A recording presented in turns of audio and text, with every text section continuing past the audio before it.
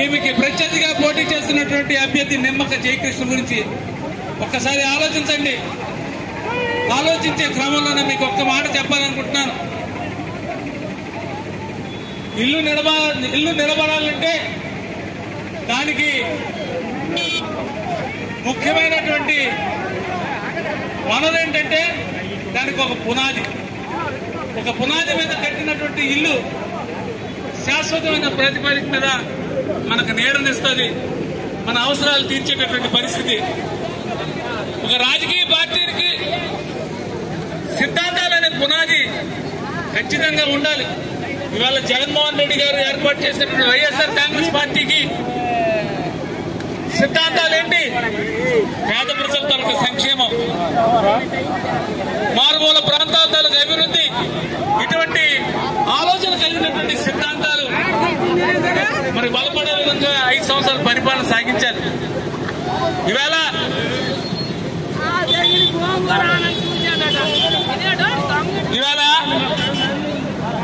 మన కళావతమ్మ ప్రత్యర్థిగా పోటీ చేసినటువంటి అభ్యర్థికి వారిని అభ్యర్థిగా బలపరిచినటువంటి పార్టీకి ఏమైనా సిద్ధాంతాలు ఉన్నాయా? ఖచ్చితంగా లేవనే చెప్పాలి. ఎందుకంటే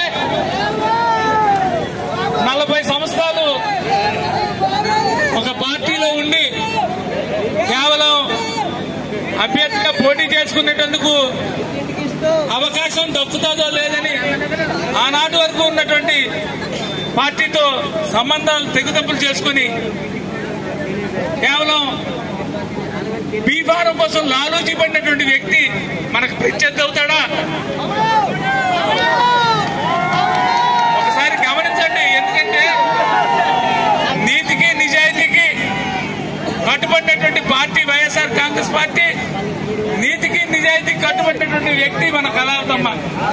2014 నుంచి 19 మధ్య ఇదే స్థానంలో శాసనసభ స్థానంలో ఒక శాసనసభ్యురాలుగా ప్రాతినిధ్యం వహించిన తర్వాత ఆనాడు ఉన్నటువంటి పరిస్థితుల్లో మీకు కొంచెం డబ్బులు ఎక్కువ ఇచ్చేసాము, బాధ అయిపోతుంది. అదే వద్దున్న బాబు, జగనన్న నాయకత్వం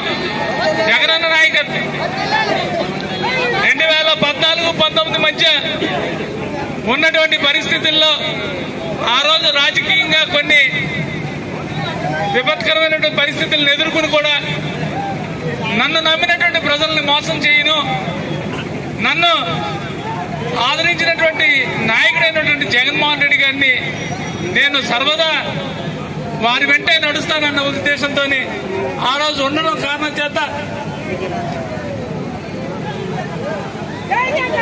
మరి అటువంటి వ్యక్తి ఒక పక్క నిలబడితే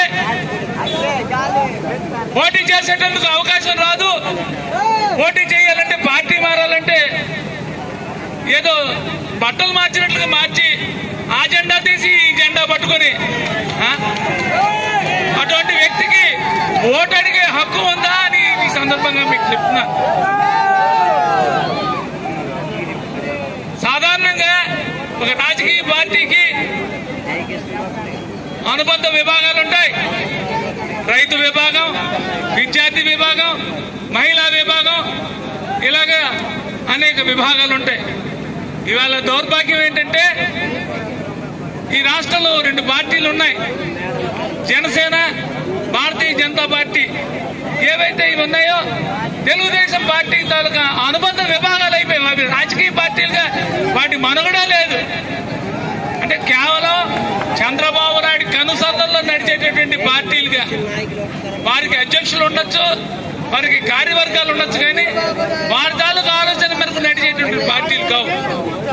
అందుకు దయచేసి మీరు తీసుకునేటటువంటి నిర్ణయం ఇవాళ పాలకొండలోన మనం నీడలో ఉంచడం కూడా మీకు తప్పులో ఉంది. ఎండలో ఉంటే అది ఇరిగిపోతుంది. ఇవాళ జరిగేటటువంటి ఎన్నికల్లోన పాలకొండలోన వైఎస్ఆర్ కాంగ్రెస్ పార్టీ తాలూకు విజయం తథ్యం. అలాగే అరకు పార్లమెంట్ సీట్లో కూడా మన అభ్యర్థి తనూజారాణి తాలూకు అభ్యర్థి విజయం ఖాయం. కానీ మీ ద్వారా నేను కోరేది ఏంటంటే అత్యధిక మెజార్టీతో మన అభ్యర్థిని అత్యధిక మెజార్టీతో శాసనసభకు పంపించాలి. సీనియర్ శాసనసభ్యురాలుగా ఆమె రాష్ట్రంలోన ఒక ఉన్నతమైన పదవి అలంకరించే అవకాశం ఈసారి వస్తుందని నేను భావిస్తున్నాను. మరి మీ అభిమానంతోనే అలాగే విద్యాధికురాలు మరి బాబు ఆవురా బాబు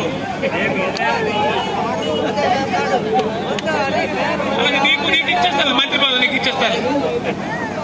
అలాగే మన పార్లమెంట్ స్థానం నుంచి విద్యాధికురాలు ఒక వైద్య ప్రవృత్తి ఎంచుకున్నటువంటి వ్యక్తి శ్రీమతి తనూజ రాణి గారు పోటీ చేస్తున్నారు. మరి వారిని కూడా మీరు